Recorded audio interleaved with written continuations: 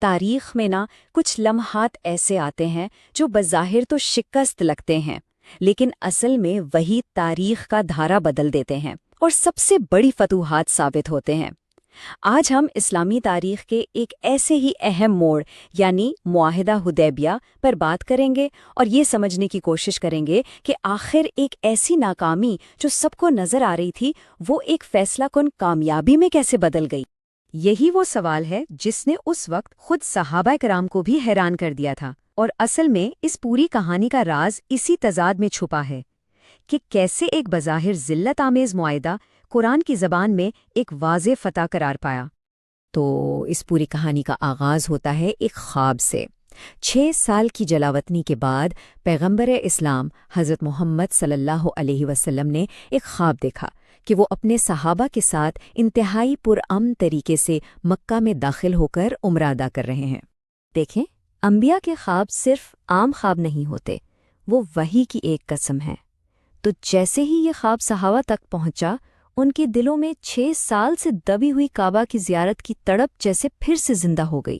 یہ ایک طرح سے الہامی اشارہ تھا کہ اب روانگی کا وقت آ گیا ہے۔ اس الہامی اشارے کے بعد تقریباً 1400 مسلمان مکہ کی طرف چل پڑے۔ اب یہاں اہم بات یہ ہے کہ ان کا ارادہ جنگ کا بالکل نہیں تھا۔ انہوں نے احرام باندھا ہوا تھا اور ان کے پاس جنگی ہتھیار نہیں بلکہ صرف سفر کے لیے ضروری تلواریں تھیں، وہ بھی نیام میں۔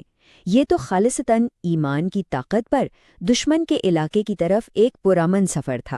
جب یہ قافلہ مکہ کے بالکل قریب حدیبیہ کے مقام پر پہنچا تو قریش نے ان کا راستہ روک لیا۔ یہ ایک خشک وادی تھی جہاں پانی کی شدید کمی تھی، اور یہیں پر پہلا چیلنج سامنے آیا، اور پھر ایک کنویں سے پانی کے معجزے نے مسلمانوں کے ایمان کو اور بھی زیادہ پختہ کر دیا۔ اب کہانی اس مرحلے میں داخل ہوتی ہے جہاں کشیدگی اپنے عروج پر پہنچ جاتی ہے۔ یہاں تصادم، اشتعال انگیزی اور انتہائی تکلیف دہ شرائط نے اس تاریخی معاہدے کی بنیاد رکھی۔ یہاں مسلمانوں کو مسلسل اشتعال دلانے کی کوشش کی گئی۔ پہلے تو ان کے سفیر حضرت عثمان کے قتل کی افواہ پھیلا دی گئی، جس پر صحابہ نے موت تک لڑنے کی قسم کھائی۔ پھر رات کے اندھیرے میں قریش کے 80 لوگوں نے قاتلانہ حملے کی کوشش کی، مگر وہ سب پکڑے گئے۔ لیکن حیران کن طور پر پیغمبر اسلام نے ان سب کو معاف کر کے واپس بھیج دیا۔ یہ ایک ایسا قدم تھا جس کا مقصد کشیدگی کم کرنا تھا، لیکن اس نے بہت سے ساتھیوں کو الجھن میں ڈال دیا۔ اس معافی کے بعد قریش نے اپنے سب سے ماہر سفارتکار سہیل بن عمرو کو بھیجا، اور سہیل نے آتے ہی ایسی شرائط پیش کی جو بظاہر مسلمانوں کو ہر طرح سے کمزور اور نیچا دکھانے کے لیے بنائی گئی تھیں۔ اچھا، اب ذرا ان شرائط کو دیکھیں۔ یہ ہر لحاظ سے مسلمانوں کے خلاف تھیں۔ پہلی شرط، اس سال عمرہ نہیں، سیدھا واپس مدینہ جاؤ۔ دوسری، اور یہ سب سے تکلیف دہ تھی، مکہ سے کوئی بھاگ کر مسلمان ہو کر مدینہ آیا تو اسے واپس کرنا پڑے گا، لیکن اگر مدینہ سے کوئی اسلام چھوڑ کے مکہ چلا گیا تو اسے واپس نہیں کیا جائے گا۔ سوچیں ذرا، صحابہ کے دلوں پر کیا گزری ہوگی۔ یہ شرائط تو بالکل ناقابل برداشت تھیں۔ اپنے ساتھیوں کے شدید غصے اور صدمے کے باوجود پیغمبر اسلام صلی اللہ علیہ وسلم نے ان شرائط کو بڑے سکون سے قبول کر لیا۔ ان کا جواب اللہ پر ان کے کامل یقین کو ظاہر کرتا تھا کہ یقیناً اس فیصلے میں کوئی گہری حکمت چھپی ہوئی ہے۔ اور عین اسی وقت جب معاہدے پر دستخط ہو رہے تھے، مذاکرات کار سہیل بن عمرو کا اپنا بیٹا ابو جندل زنجیروں میں جکڑا ہوا بھاگ کر مسلمانوں سے پناہ مانگنے پہنچ گیا، لیکن معاہدے کی شرط کے مطابق پیغمبر اسلام کو اسے واپس کرنا پڑا۔ یہ وہ لمحہ تھا جب شکست اور بے بسی کا احساس اپنی انتہا کو پہنچ گیا تھا۔ یہ کہانی کا وہ موڑ ہے جہاں سب کچھ بدل جاتا ہے۔ جب مسلمانوں کے حوصلے تاریخ کی پست ترین سطح پر تھے، تب ایک الہامی وحی نے پوری صورتحال کو ایک نیا معنی دے دیا۔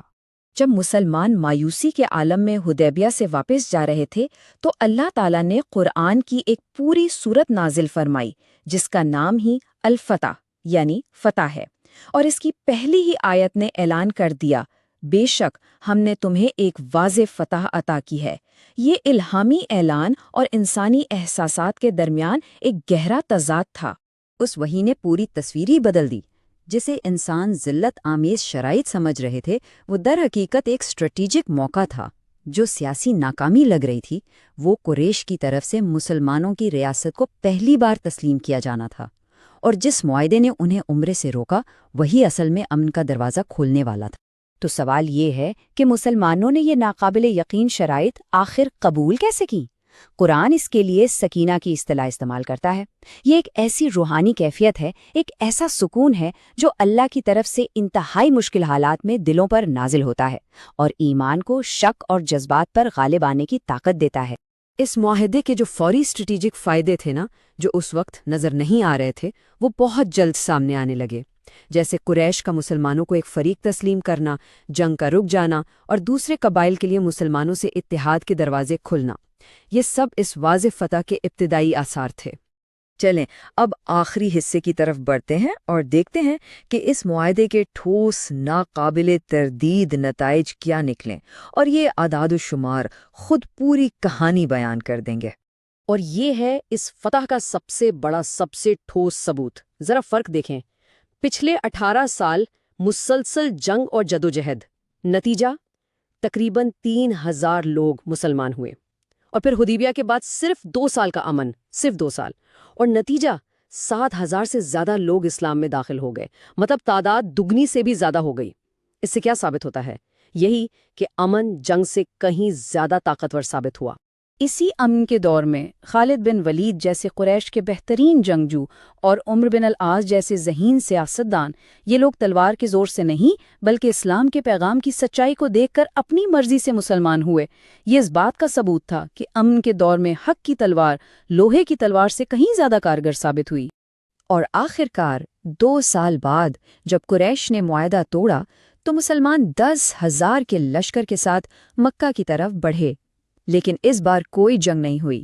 مکہ بغیر کسی خون خرابے کے فتح ہو گیا، اور وہ خواب جو حدیبیہ میں ادھورا رہ گیا تھا اب پوری شان کے ساتھ پورا ہوا، بالکل ویسے ہی جیسے اللہ نے وعدہ کیا تھا۔ تو ہم اس سے کیا سیکھتے ہیں؟ حدیبیہ کی کہانی ہمیں کچھ بہت گہرے اصول سکھاتی ہے۔